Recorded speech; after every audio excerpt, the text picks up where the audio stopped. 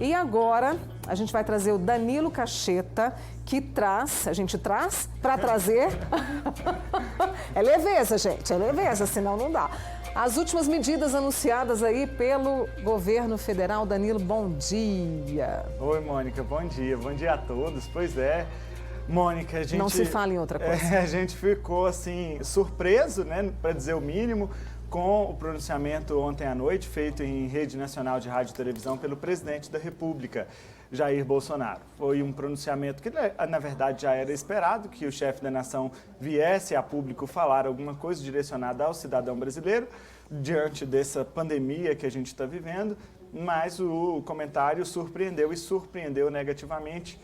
Eu acho que a gente tem um trechinho aqui para a gente assistir e poder comentar depois. Vamos conferir? O vírus chegou, está sendo enfrentado por nós e brevemente passará. Nossa vida tem que continuar. Os empregos devem ser mantidos. O sustento das famílias deve ser preservado. Devemos, sim, voltar à normalidade. Algumas poucas autoridades, estaduais e municipais, devem abandonar o conceito de terra arrasada, a proibição de transportes, o fechamento de comércio e o confinamento em massa. O que se passa no mundo tem mostrado que o grupo de risco é o das pessoas acima dos 60 anos. Então, por que fechar escolas? Raros são os casos fatais de pessoas sãs com menos de 40 anos de idade. Devemos, sim, ter extrema preocupação em não transmitir o vírus para os outros, em especial aos nossos queridos pais e avós, respeitando as orientações do Ministério da Saúde. No meu caso particular, pelo meu histórico de atleta, caso fosse contaminado pelo vírus, não precisaria me preocupar. Nada sentiria ou seria, quando muito, acometido de uma gripezinha ou resfriadinho. Então. Pois é, Mônica. Sabe o que me deixa assim meio sem entender? Porque no domingo o Mandetta pediu para que ficássemos em casa. Ele que está no front ali também, né? O ministro da Saúde. Ele é médico, né? Então, ele está dando as diretrizes de acordo com a Organização Mundial de Saúde. Agora, o presidente da República vai em rede nacional de televisão na contramão de tudo que os especialistas e a Organização Mundial de Saúde têm falado.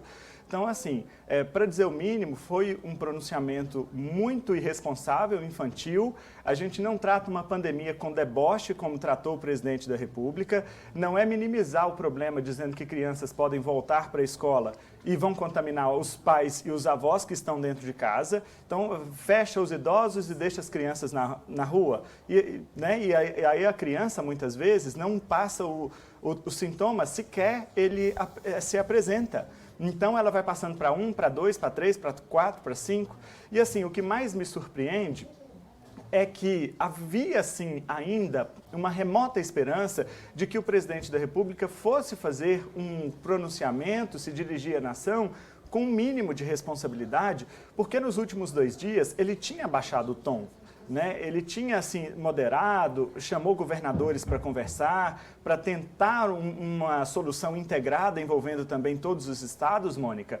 E eis que ele surpreende ontem à noite, criticando conduta de vereadores que estão tomando decisões isoladas porque ele não teve a liderança de fazer uma coisa integrada e trata uma pandemia com um deboche desses, né? Então, assim... deixou claro a parte da população estarrecida, o Congresso Nacional ficou perplexo com a conduta do chefe da nação, porque, e agora o que mais me chama a atenção, ontem, quando ele fez esse pronunciamento, eram 46 mortes no Brasil, agora já são 48. Ontem, às 8h30 da noite, eram 46 mortes. O que as famílias dessas 46 pessoas que perderam, né, seus parentes e tal, assistindo no sofá de casa o presidente da República falando isso, o que eles pensaram? Eu fico pensando assim, sabe?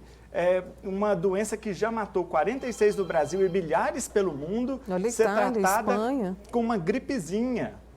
Porque ele é atleta e não vai pegar. Então, assim, é muito irresponsável. Eu acho que, com todo o respeito, a gente até vem falando aqui que havia uma mudança de rumo, né? Ontem mesmo eu comentei, falei, olha, então é uma esperança, né? Porque o presidente está mudando o rumo.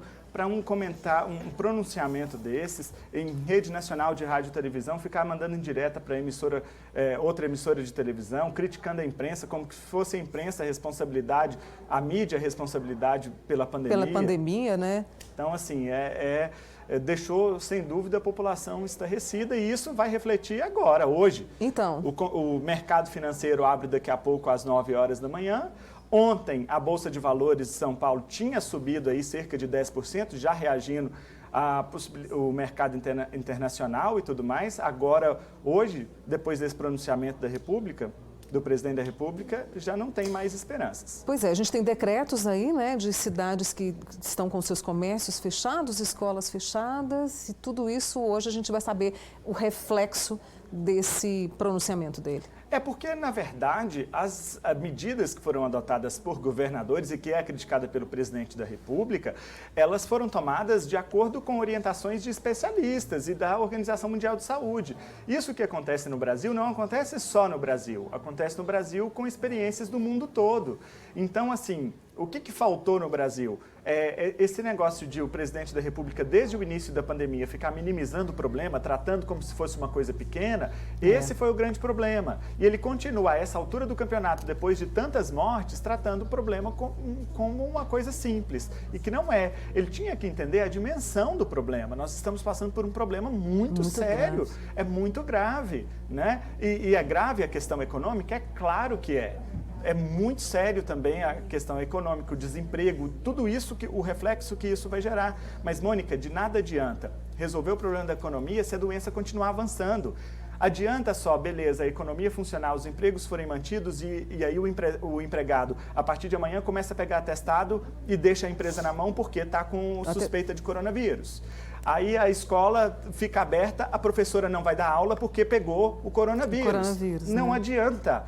O problema é muito maior do que isso. Primeiro pensa-se na saúde do cidadão e depois no dinheiro dele. Agora, o governo precisa, de fato, fazer a dívida pública aumentar e subsidiar, ajudar o povo que está com esse problema. Você sabe que muita gente tem comentado? Eu vou continuar o assunto aqui com o Danilo, viu, Lohan? Você vai me falando aí a questão do tempo. Por exemplo, está prevista a eleição esse ano, a gente tem o fundo partidário, esse dinheiro, né? Por que não se tem aí uma forma também de dizer para eles, ok, vamos fazer o seguinte, pega esse dinheiro que vocês têm aí, ó, e que é dinheiro de monte, me desculpe, Danilo, mas eu sou cidadã.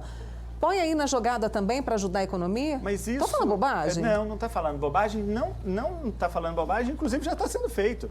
O presidente da Câmara, deputado Rodrigo Maia, já indicou que o fundo partidário e o fundo eleitoral, porque são dois, o partidário vai para os partidos, eleitoral para campanha política.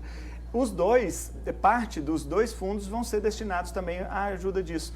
E os salários. Ontem o presidente Rodrigo Maia falou que está estudando uma forma de reduzir salários de servidores da Câmara, de deputados e senadores. É pequeno? É pequeno assim, pela dimensão do problema, é uma economia pequena, mas já ajuda, cada um dando a sua contribuição. Deixa eu falar para você que você vai acompanhar todo esse reflexo do pronunciamento do presidente ontem, as pessoas estão aqui comentando, né, o que consideraram desse pronunciamento. O Danilo volta nos nossos telejornais e você acompanha, amanhã ele está aqui com a gente de novo, tá bom? Danilo, muito obrigada, excelente dia pra gente. Tem café para você. Tá bom. Tá bom?